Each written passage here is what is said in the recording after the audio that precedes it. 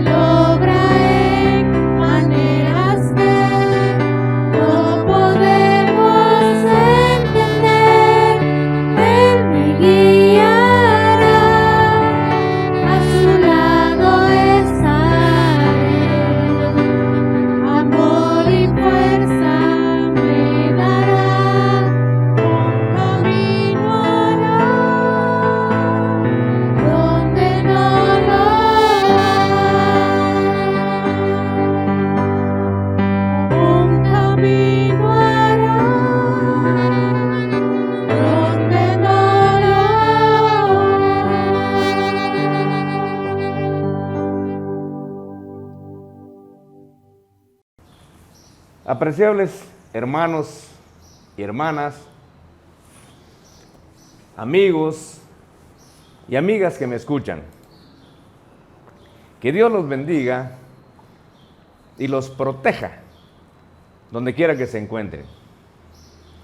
En este hermoso día, mi ruego a Dios es que abra nuestro entendimiento para que cada uno de nosotros podamos comprender el mensaje que a través mío el Señor quiere llevar a su corazón. Quizás por la pandemia que se está viviendo a nivel mundial, muchos cristianos viven muy preocupados. Algunos están llevando una vida enteramente estresada, porque creen que esto que estamos viviendo es una señal inequívoca de que nuestro Señor Jesucristo viene pronto, y viven asustados. Por ello, Para aclarar esta situación, he desarrollado este tema que he titulado La verdadera preocupación del cristiano. Sí, le repito, este tema lo he titulado La verdadera preocupación del cristiano. Muy bien, pero antes de entrar en el tema, le voy a rogar que allá en la comodidad de su casa incline su rostro y vamos a poner en manos del Señor este mensaje. Padre, en el nombre bendito de Jesús de Nazaret, tu amado Hijo, te damos gracias en este día hermoso, primero que nada, por el don de la vida. Te rogamos, Dios amado, que sea tu Santo Espíritu el que abra nuestro entendimiento y permitas, oh Dios de Israel, que este mensaje cumpla con el objetivo para el cual se está grabando. Primero, que sea para gloria y honra de tu santo nombre. Que sea, Señor, para edificación y consuelo de los que ya somos tu pueblo, y que sea una ayuda para aquellos que aún a estas alturas todavía no son tu pueblo. Así que, Señor, en tus manos encomendamos este mensaje. Amén. Muy bien. Para ilustrar este tema, utilizaré la parábola de los talentos. De esa cuenta le voy a rogar que tome su Biblia y la abra en el Evangelio de Mateo, en el capítulo 25. Y vamos a leer de los versículos 14 al 30. Si usted tiene la versión Reina Valera 60, su Biblia va a decir así: parábola de los talentos. Porque el reino de los cielos es como un hombre que yéndose lejos, llamó a sus siervos y le entregó sus bienes. A uno dio 5 talentos, a otro dio 2 talentos y a otro 1, a cada uno conforme a su capacidad, y luego se fue lejos. Y el que había recibido 5 talentos fue y negoció con ellos y ganó otros 5 talentos. Asimismo, el que había recibido 2, ganó también otros 2.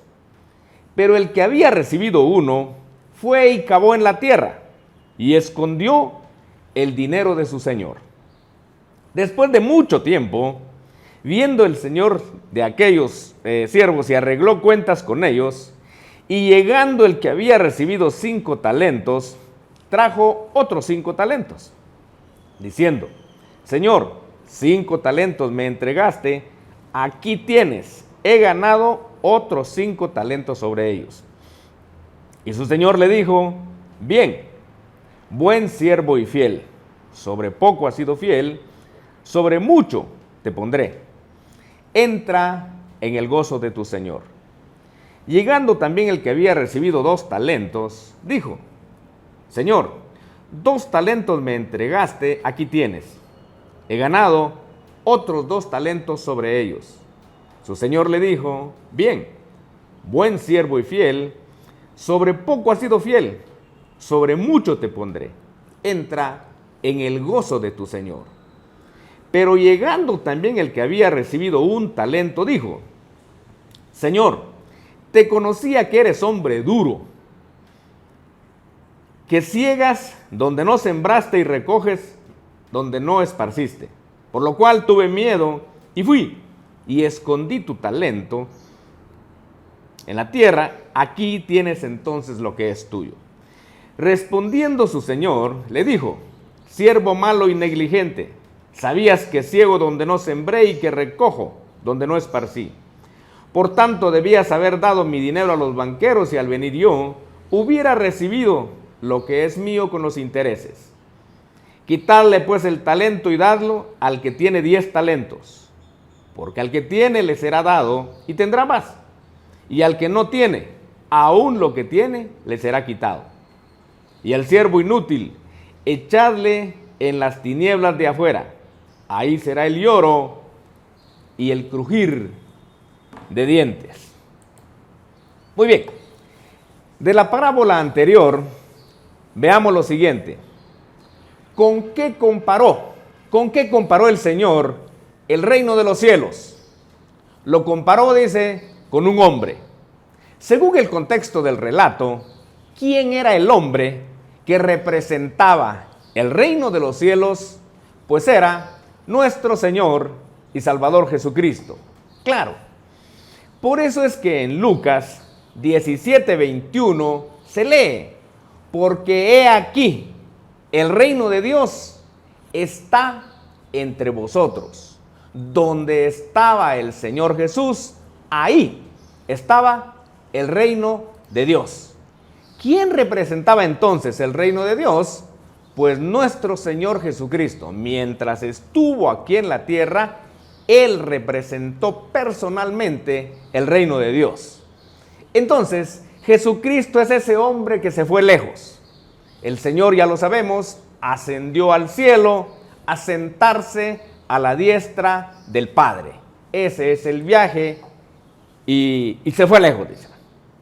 Ese hombre, dice el texto, llamó a sus siervos y les entregó sus bienes. Muy bien, ¿quiénes son los siervos? Somos nosotros los cristianos. Y todos recibimos dones aquí llamados talentos.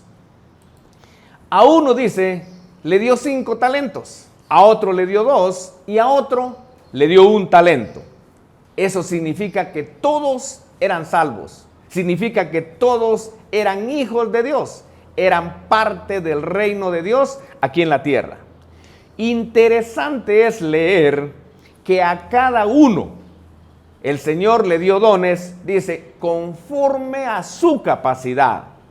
¿Qué significa eso? Hasta podemos aplicar aquella palabra que dice que nadie recibirá una carga mayor que la que puede soportar. Dios nos conoce perfectamente. Dios sabe perfectamente de nuestras capacidades. Y precisamente por eso, o eso se demuestra, en que cada uno de los 3 que están en el ejemplo recibió los dones que tenía la capacidad de administrar. El versículo 15 remarca que luego de que entregó sus bienes, aquel hombre se fue lejos. Ok.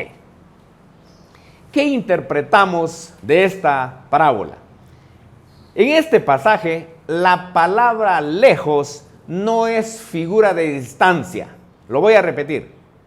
En esta parábola, la palabra lejos no es figura de distancia, es figura de tiempo. Lejos significa que el hombre se tardaría mucho tiempo en regresar. Póngale atención a esto. Lejos significa que el hombre, que Jesucristo, el hombre que se fue lejos, se fue hasta el reino de los cielos, se tardaría mucho tiempo en regresar. El regreso obviamente representa o es una figura de la segunda venida del Señor Jesucristo a esta tierra. Resultado: el que recibió 5 talentos, dice la Escritura, trabajó. Fue uno de aquellos trabajadores diligentes que se puso a trabajar, dice, se puso a negociar y produjo otros 5 talentos. ¿Qué significa eso? Que ese fue un hombre que le representó a Dios un 100% de productividad. Se recuerda que en otro pasaje el Señor dijo que habrán algunos que produzcan 30%, otros producirán, dijo, 60%. Pero este es de los que produjo 100%. Y su Señor, dice, al venir lo felicitó por su fidelidad, por su diligencia, por supuesto, por su trabajo, y lo premió. ¿Cuál fue el premio que recibió? El derecho de entrar al reino de Dios. Ese es el galardón que el Señor ofrece. Y el que recibió 2 talentos, dice, también fue muy diligente y trabajó y negoció con los 2 talentos que le dieron y produjo también un 100%. También este hombre fue un hombre productivo para Dios y produjo un 100% de lo que le fue dado. Eso significa que Dios sabe perfectamente cuánto nos da a cada uno. Así que si en un determinado momento usted cree que está viviendo cosas más duras que las que debería de vivir, que esto le sirva de consuelo. No, nunca va a llegar a su vida ninguna experiencia que no sea más que para enseñarle. Usted tiene que ser diligente como estos dos hombres y producirle al Señor un 100%. Su Señor, dice, cuando vino también lo felicitó por su fidelidad y lo premió también. ¿Cuál fue el premio que recibió este hombre? El mismo, el derecho de entrar al reino de Dios. Ese fue el galardón que recibió. Pero por el contrario, el que recibió un talento, dice, por miedoso, escondió su talento, cavó en tierra, dice, va, y escondió el dinero. Eso significa que este hombre nunca vivió como cristiano. Oiga, el hecho que la Escritura diga que este hombre cavó en la tierra representa a aquellas personas que aceptan a Cristo, pero nadie más que ellos sabe que son cristianos. Nunca hacen nada. Y el día que tienen un problema, hasta niegan al Señor. Lo peor del caso fue que este hombre, al llegar el Señor, mejor le devolvió el talento. Imagínense, le devolvió el talento. Acá el talento es un símbolo de la salvación. Podemos decir entonces que ese hombre le devolvió la salvación al Señor. Eso se llama apostasía. El único o la única manera de perder la salvación se llama apostasía, que le quede claro, y eso lo puede entender muy bien en el capítulo 10 de la carta a los Hebreos. Precisamente porque este hombre devolvió el talento, fue que el Señor ordenó que le quitaran el talento, diríamos que ordenó que perdiera la salvación, y por eso, como consecuencia de eso, fue echado al reino de las tinieblas. Ok, esta es la interpretación de la parábola que leímos en Mateo 25. Pero además de ello, yo quiero hacer un énfasis muy especial en los versículos 14 y 15, y especialmente en la frase donde se lee que aquel hombre se fue lejos. Actualmente usted ha oído o ha leído frases como estas, ¿va? El Señor viene pronto. Hasta lo ponen con letra negrilla y con rojo. Otros con susto dicen, es que ya estamos viviendo los últimos tiempos. Pero esto se dice con temor, se dice con miedo. Hay mucha gente asustada y por eso quiero hacer este énfasis acá. Como que mañana fuera a venir el Señor Jesús acá con nosotros. Y por eso quiero enfatizar en estos dos versículos.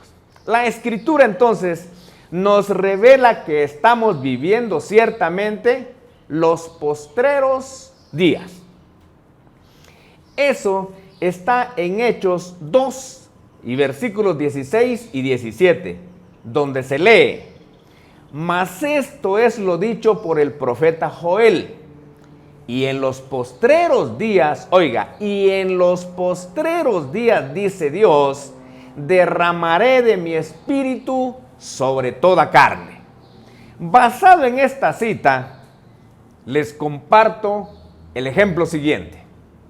Del mismo modo, oiga, del mismo modo que un partido de fútbol tiene dos tiempos, también la historia bíblica tiene dos tiempos. Los primeros días, que casi nadie habla de los primeros días, pero los primeros días representan el primer tiempo de la historia divina o de la historia bíblica, e incluye el tiempo que abarca todo el Antiguo Testamento. Los postreros días representan el segundo tiempo, los segundos 45 minutos, e incluye el tiempo que abarcará todo el Nuevo Testamento. Pero oiga, Pero del mismo modo que no sabemos, nadie sabe a ciencia cierta cuántos años abarcó el Antiguo Testamento, tampoco sabemos ni sabremos nunca cuántos años va a abarcar el tiempo del Nuevo Testamento. Usted ha oído que los evolucionistas hablan, por ejemplo, de millones de años. Claro que no están en lo correcto, pero supóngase que estuvieran en lo correcto. Apenas llevamos 2021 años del segundo tiempo. No, estamos nenes todavía en el segundo tiempo. Por tanto, el cristiano no debe estar preocupado por la segunda venida de Cristo. Oiga, lo voy a repetir. Usted como cristiano no debe estar preocupado por la segunda venida de Cristo, porque nadie sabe cuándo vendrá. Ese es otro problema. De este tema, el Señor Jesús en Mateo 25:13 dijo: velad pues, porque no sabéis ni el día ni la hora en que el Hijo del Hombre ha de venir. Oiga, velad pues, porque no sabéis ni el día ni la hora en que el Hijo del Hombre ha de venir. En este versículo, la palabra velad significa estar siempre despierto, estar en vigilia. Aquel que está en vigilia no se duerme. Si se duerme, no está en vigilia. Y si se duerme, no está velando. En este caso, se refiere al hecho de estar trabajando en la obra del Señor. Lo voy a repetir. Cuando el Señor dijo velad, estaba diciendo manténganse trabajando. El cristiano fue llamado a ser parte del reino de los cielos para trabajar. Del mismo modo que un jugador de fútbol es contratado por un equipo, ¿para qué es contratado? Para que vaya a jugar y para que sea efectivo. Entre más goles anote, pues hasta más le van a subir su sueldo. Velad, en este caso, es trabajar en la obra del Señor siempre. Además, oiga esto, todas las personas que han querido saber cuándo vendrá el Señor se han equivocado. Y los que quieran seguir adivinándolo, porque no puede hacer otra cosa, se van a seguir equivocando. ¿Quiere ejemplos? La más antigua equivocación que yo conozco, por cierto, está en la Biblia. Hágame favor de abrir su Biblia en un pasaje que es enteramente conocido y es el que le asusta a mucha gente. Oiga pues, en 1 de Tesalonicenses 4, 16 y 17, estoy seguro que muchos de ustedes ni van a abrir su Biblia porque se lo saben de memoria. Pero yo, en honor a la palabra, abro mi Biblia y lo leo en el nombre del Padre. Y dice: porque el Señor mismo con voz de mando, con voz de arcángel y con trompeta de Dios, descenderá del cielo, y los muertos en Cristo resucitarán primero. Luego nosotros, los que vivimos, los que hayamos quedado, seremos arrebatados juntamente con ellos. Interesante. Si esa es la cita o el pasaje que le asusta, yo le digo que no le asuste, que le emocione, que lo incite a trabajar. Imagínese, esto fue escrito hace aproximadamente 1970 años.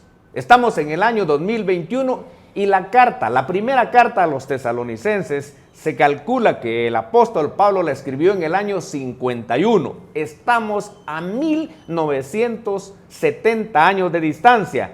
Y no la escribió cualquier persona. La escribió aquel gran apóstol de quien heredamos más de una tercera parte del Nuevo Testamento. El apóstol Pablo, oiga, fue uno de los hombres que creyó que iba a estar vivo, así como muchos de ustedes, hermanos, que me están oyendo, así como muchos de ustedes, amigos, que aunque tal vez no han estudiado la Biblia, pero han oído de gente cristiana que dice: alistate, el Señor ya viene. el apóstol Pablo vivía preocupado de que el Señor ya iba a regresar. Y eso fue, fíjese usted, hace más o menos 2000 años. Por eso, oiga lo que le voy a decir. Quizás dentro de 2000 años, ¿va? Quizás en el año 4021, nuestro tataraviscanieto se esté riendo de nosotros y diciendo, y hace 2000 años que mi tataraviscabuelo juraba que el Señor ya venía. Si el Señor dijo que nadie sabe ni la hora ni el día en que Él vendrá, pues usted, hermano, usted, hermana, viva despreocupado o despreocupada de eso. El cristiano no fue llamado para estar preocupado. El cristiano fue llamado para vivir en paz de Dios y contagiar esa paz de Dios, aquella paz que decimos que sobrepasa todo entendimiento. Venga lo que venga, usted sepa que tiene un Dios que en este mundo nunca va a permitir que suceda algo que no sea de bendición para usted.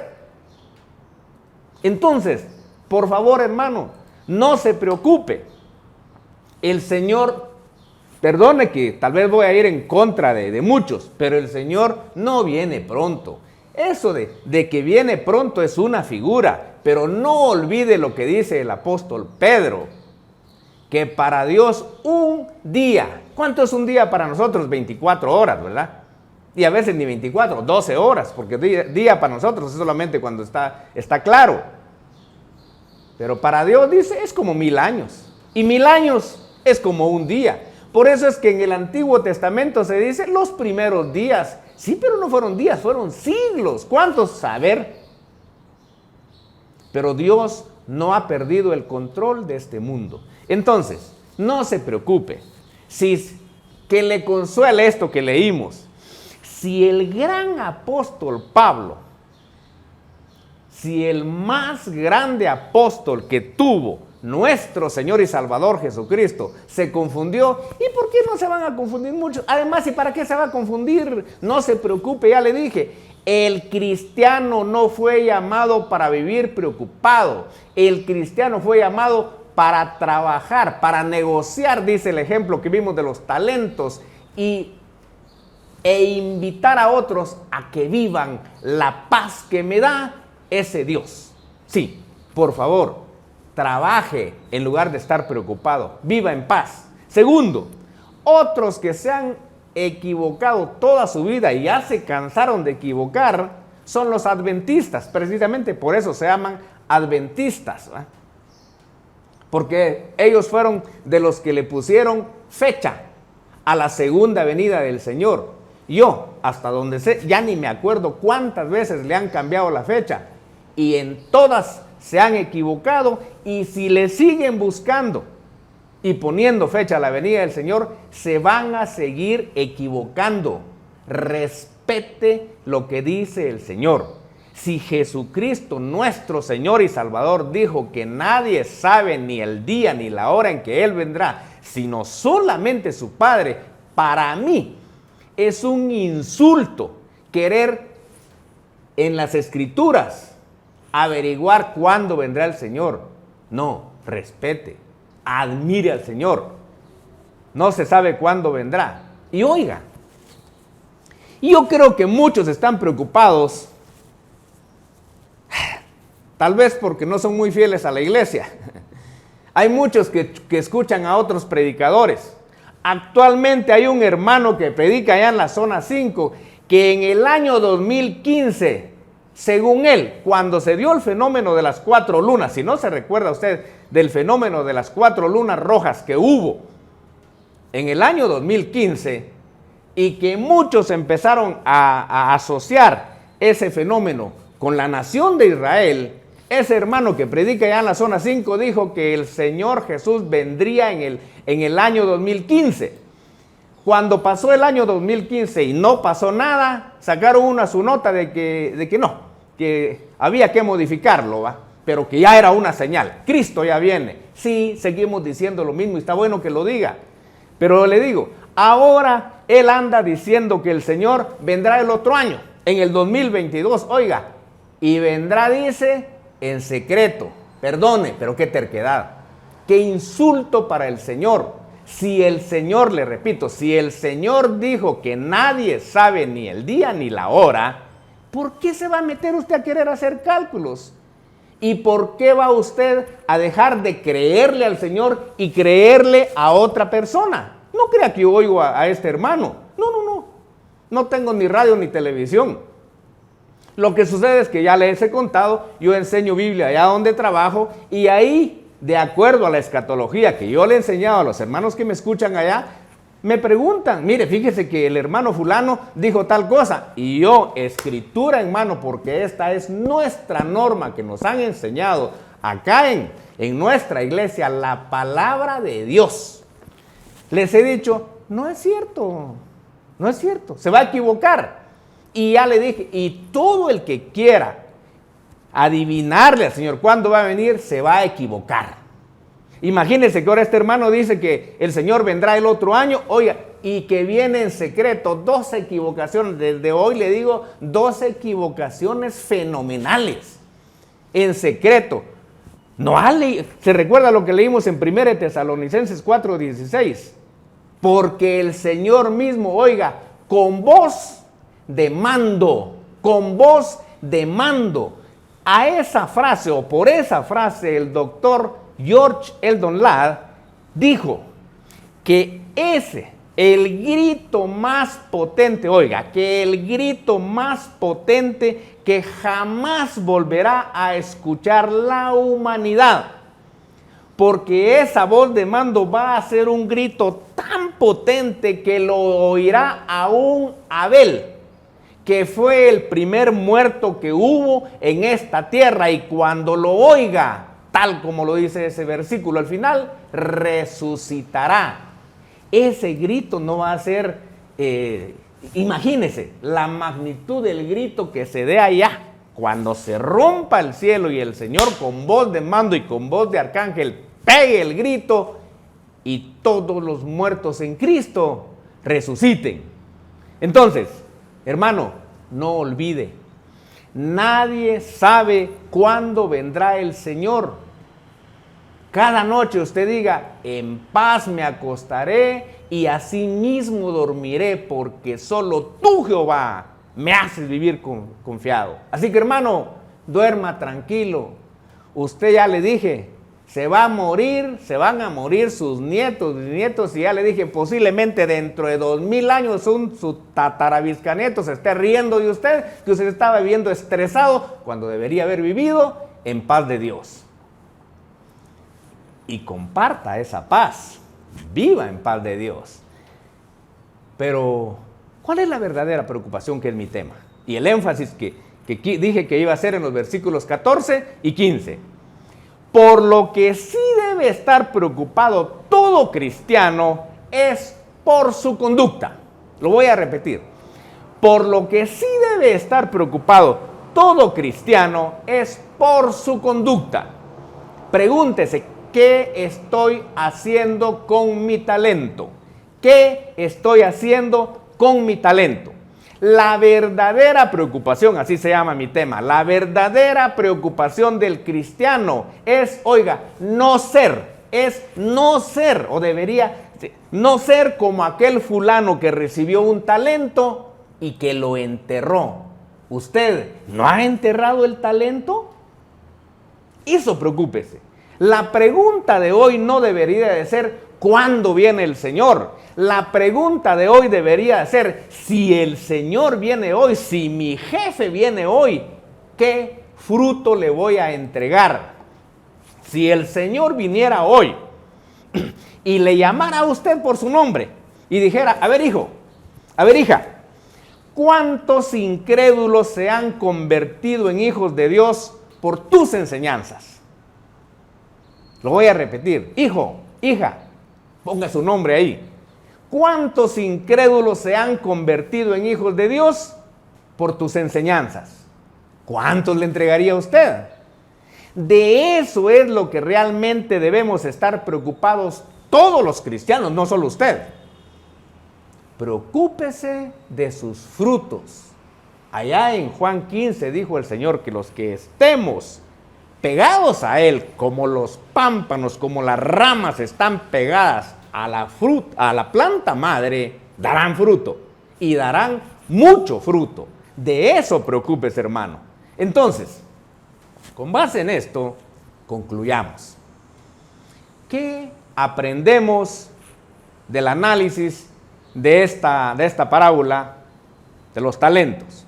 Primero, que todos los cristianos recibimos dones, unos más, otros menos, pero todos recibimos dones conforme a nuestra capacidad. Qué interesante.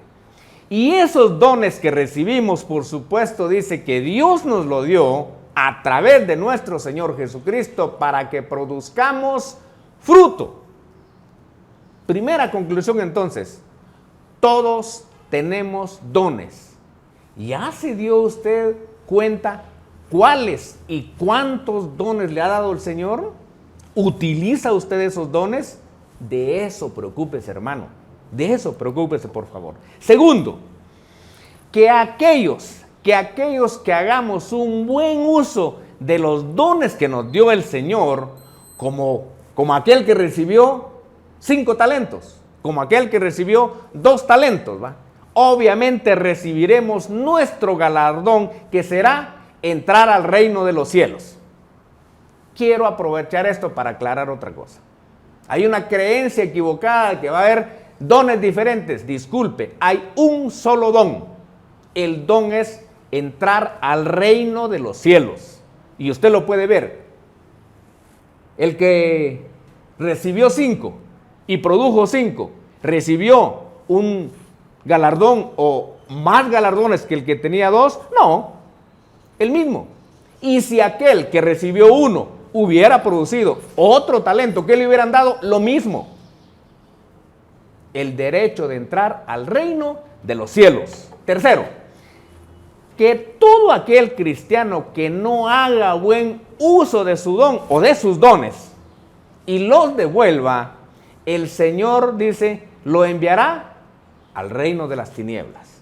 Lo voy a repetir, que todo aquel cristiano que no haga buen uso o no haga uso de su don y que lo devuelva, es decir, que pierda la salvación, el Señor lo enviará, dice, al reino de las tinieblas. De eso preocúpese, hermano. Ese es el corazón de mi tema.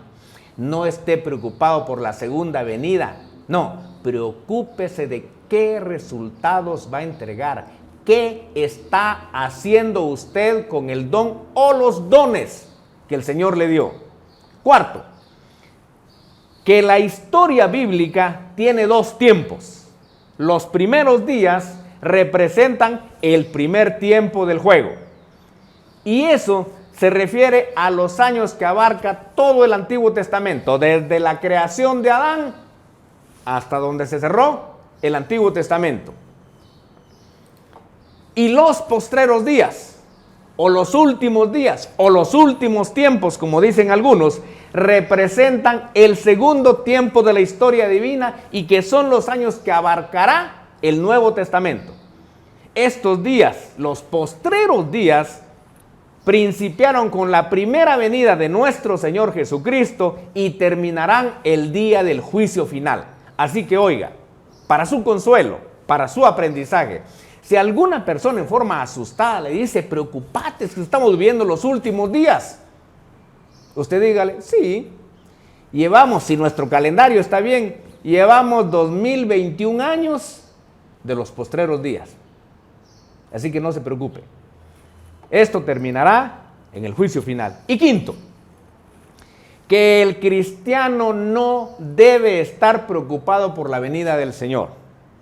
Primero, porque nadie sabe cuándo vendrá. Contrario a ello, el cristiano debe estar preocupado, o mejor dicho, ocupado. El cristiano no debe estar preocupado, sino ocupado en el fruto que le va a entregar al Señor. Esa realmente debe ser nuestra preocupación.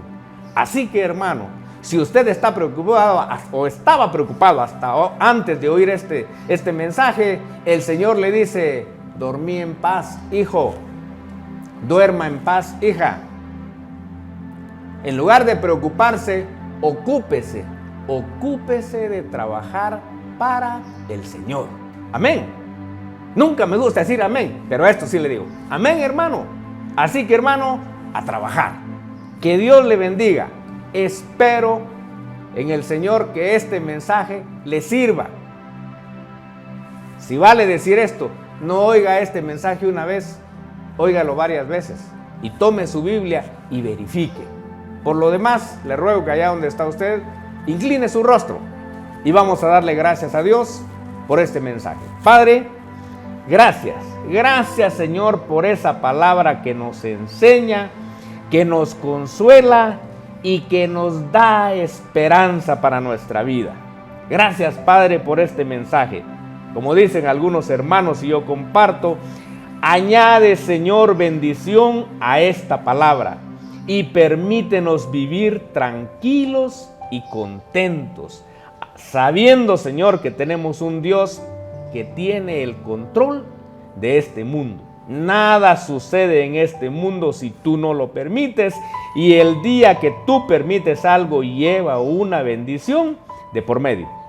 Así que, Padre, todo sea para la gloria y honra de tu santo nombre, para la edificación de tu iglesia y de ayuda para aquellos que todavía no son tu iglesia. En el nombre de Jesucristo te damos gracias, Señor. Amén. Que Dios le bendiga, hermanos. Feliz día. Mira que te mando que te esfuerces y seas valiente. No temas ni desmayes, porque yo, tu Dios Jehová, estaré contigo a donde quiera que vayas. Esperamos que este mensaje haya sido de bendición para su vida. Suscríbase a este canal. Lo esperamos en nuestra próxima emisión.